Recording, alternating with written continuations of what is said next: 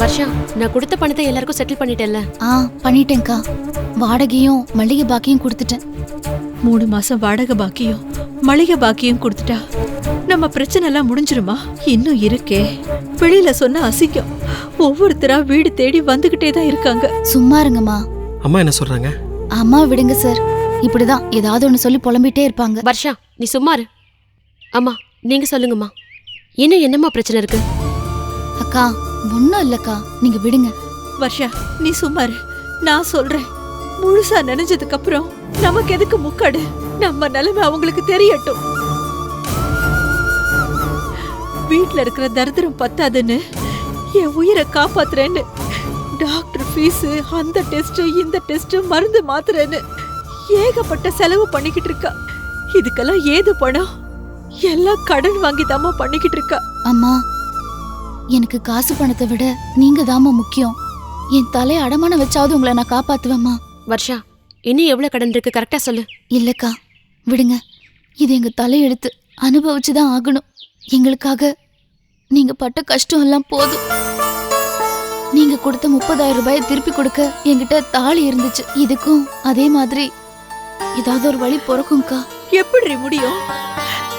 நீ எனக்காக வாங்கி வச்சிருக்கிற கடன் 1 2 4 லட்சம் ரூபாய் வாங்கி வச்சிருக்கப்பா.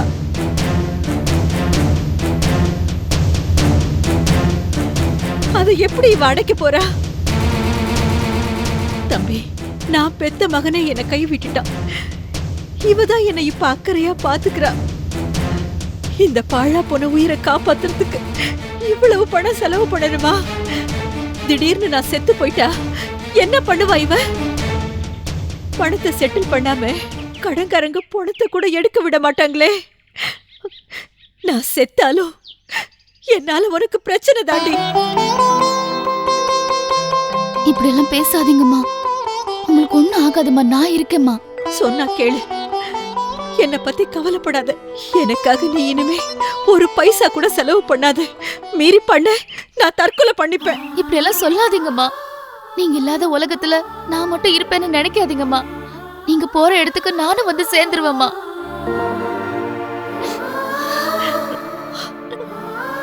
அழாத வர்ஷா. இது பாரு, இருக்கிற பிரச்சனையெல்லாம் தீர்த்துட்டு நீங்க நிம்மதியா இருக்க என்ன வழின்னு யோசிப்போம். நிம்மதியா? எங்க இதெல்லாம் நடக்குமாக்கா?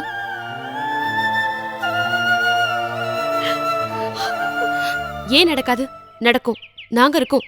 நீங்க எதுக்கும் கவலைப்படாதீங்க. நாங்க 2 பேரும் கலந்து பேசிட்டு சொல்றோம்.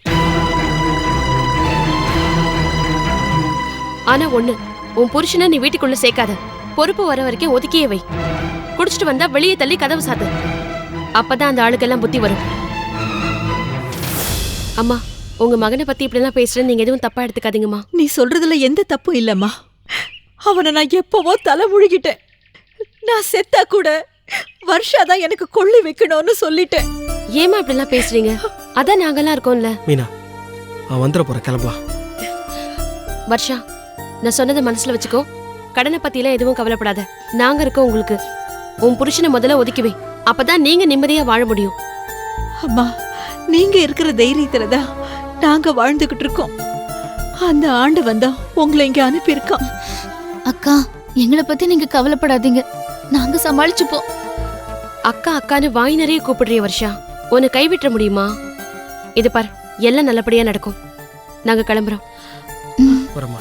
சரிப்பா, வரோம்.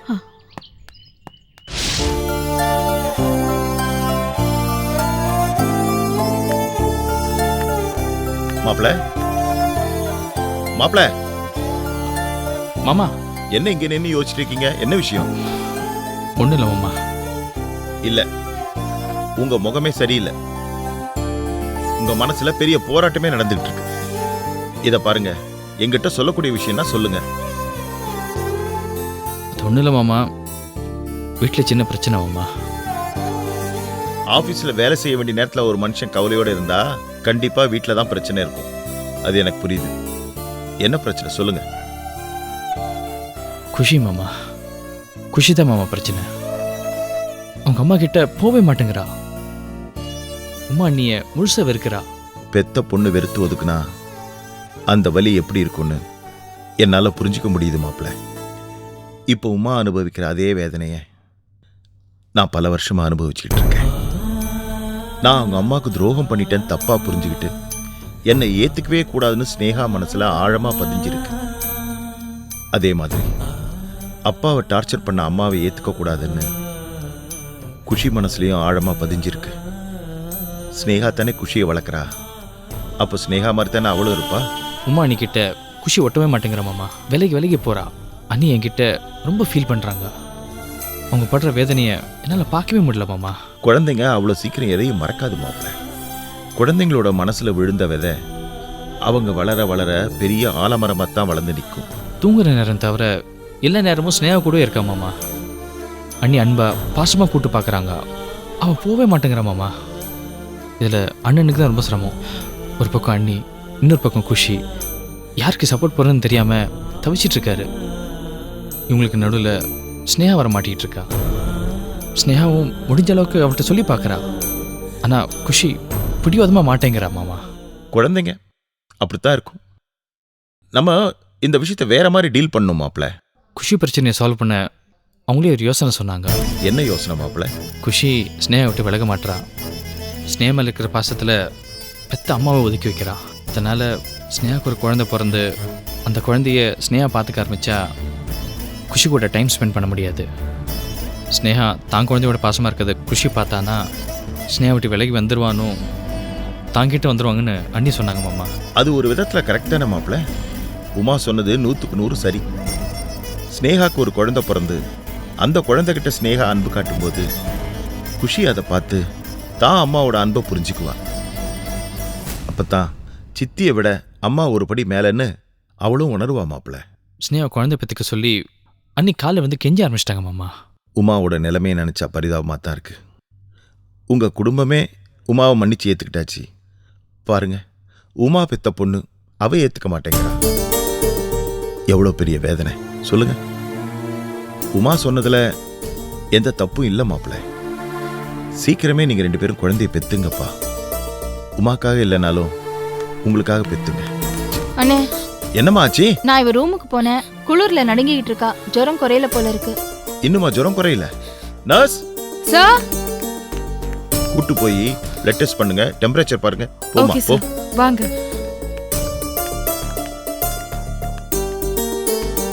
அஜி, பிளட் டெஸ்ட் எடுத்து பார்ப்போம், என்னன்னு தெரிஞ்சிடும். சுஷ்மா உங்ககிட்ட ஏதாவது சொன்னாளா? புரியல என்ன நீ என்ன கேக்குற? என் கஸ் சரியா இருந்தா கொடைக்கானல் என்னவோ நடந்திருக்குமா? ஆ, சுஷ்மா எதையோ பார்த்து பயந்துருக்கா. அதான் வந்ததுல இருந்து ஒரு மாதிரியாவே இருக்கா. அது அண்ணே, அதெல்லாம் ஒண்ணும் இல்லண்ணே. கொடைக்கானல் வெதர் அவளுக்கு ஒத்து வரல, அதனால தான் அண்ணே. பாப்போம், நீ பதட்டப்படாத, ஒன்றும் இருக்காது. பிளட் டெஸ்ட் எடுத்து பார்ப்போம். நீ போய் அவ கூட இரு, நான் அந்த ரவுண்ட்ஸ் போயிட்டு வந்துடுறேன். சீக்கிரமா வாண்ணே. இப்போ நீ கூட வந்துடுமா? இருந்தா தைரியமா இருக்கும். அதெல்லாம் ஒன்றும் இருக்காது, நீ போமா. ம். போங்க ராஜி. மாமா, ராஜி ரொம்ப பயந்துருக்காங்க மாமா. எப்போ என்னை பார்த்தாலும் ஸ்னேகா பற்றி விசாரிப்பாங்க. இவ்வளோ நேரமாக அவங்க பக்கத்துலேயே நிற்கிறேன். என்கிட்ட ஒரு வார்த்தை கூட பேசலாம் மாமா. அது ஒன்றும் இல்லை மாப்பிள்ள, அவ பொண்ணுக்கு உடம்பு சரியில்லைல்ல, அதான். கடவுளே எதிர்க்க வந்தாலும் அவ கண்டுக்க மாட்டான். சரி மாப்பிள்ள, நான் ரவுண்ட்ஸ் போயிட்டு வந்துடுறேன், நீங்கள் ராஜு கூட இருங்க. சரி மாமா, வந்துடுறேன்.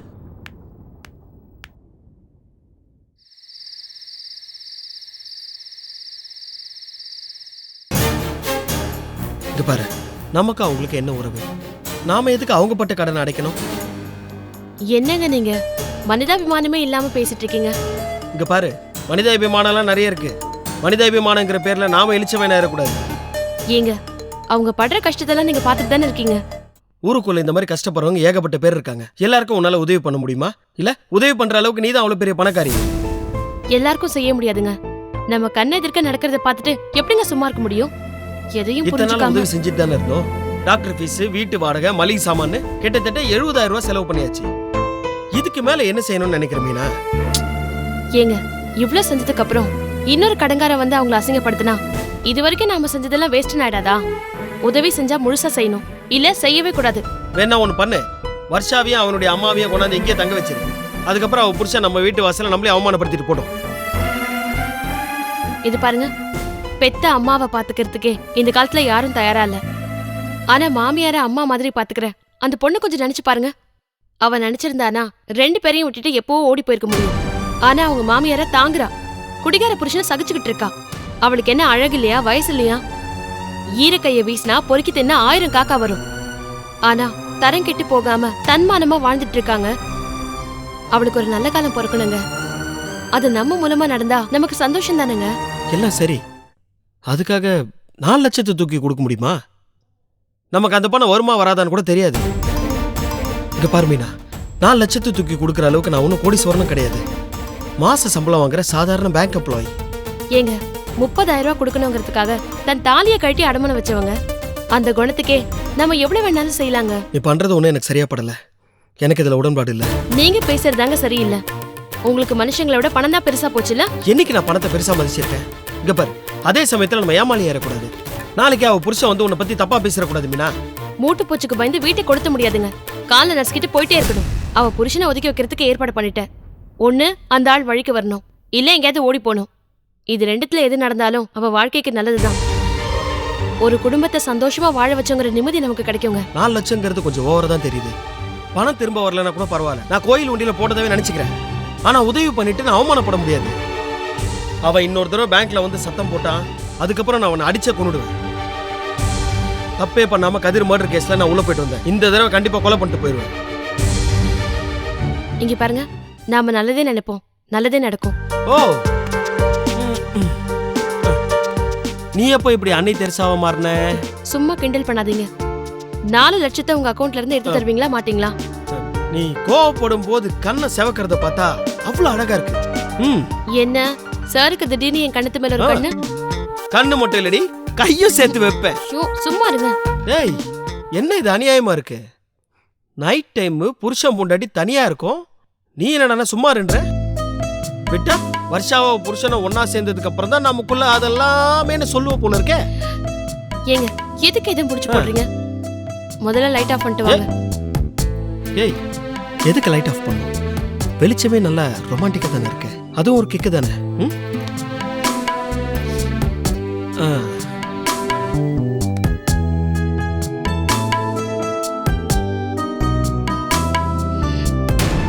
மீனா, என்னாச்சு? என்னாச்சு மீனா? லைட்டா தலை சுத்துதுங்க. என்ன திடீர்னு? தெரியல. சரி, நீ படு.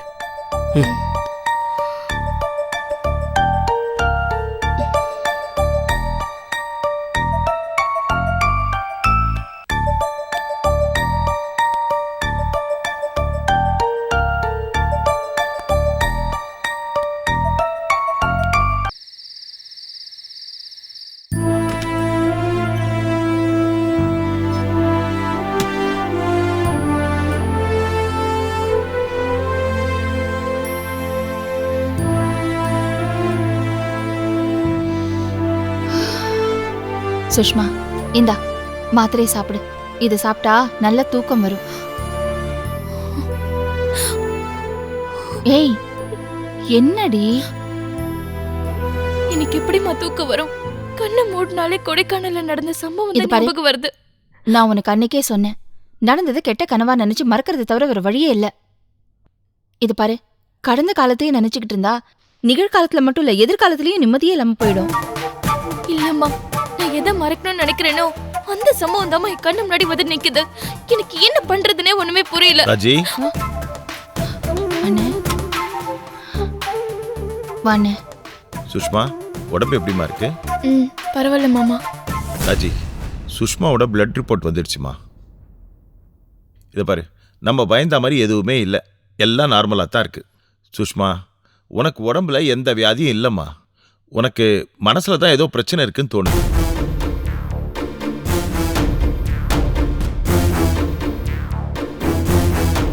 இல்ல மாமா, மனசுல எல்லாம் ஒண்ணும் இல்ல, நான் நல்லதா இருக்கேன். இல்லம்மா, நீ எதையோ என்கிட்ட மறைக்கிற.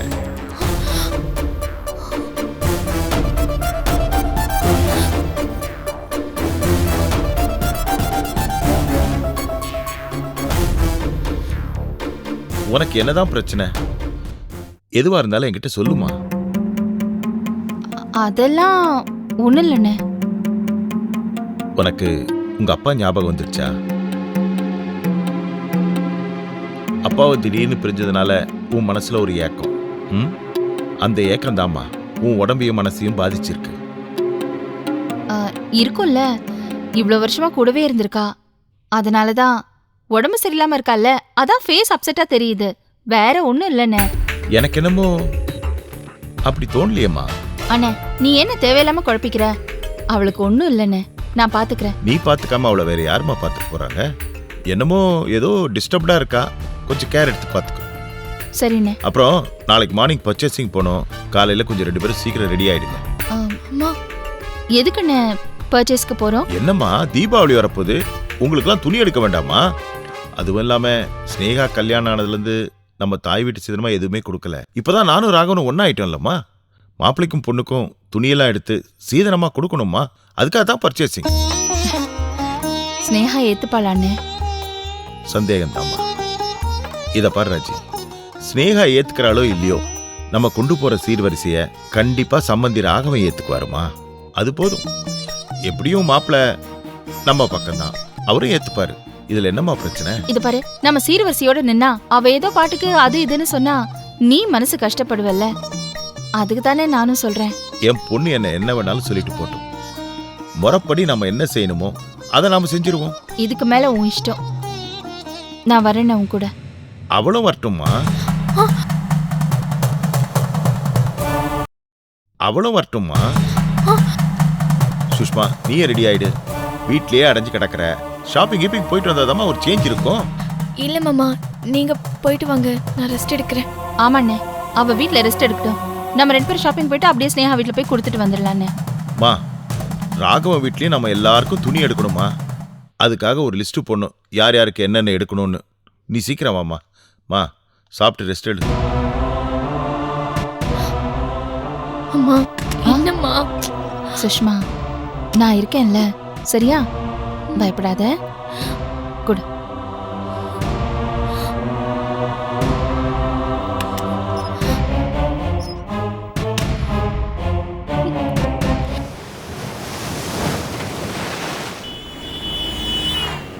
நம்ம ஜூரிஸ்டிக் ஏரியாவுக்கு நாம தாங்க பொறுப்பு.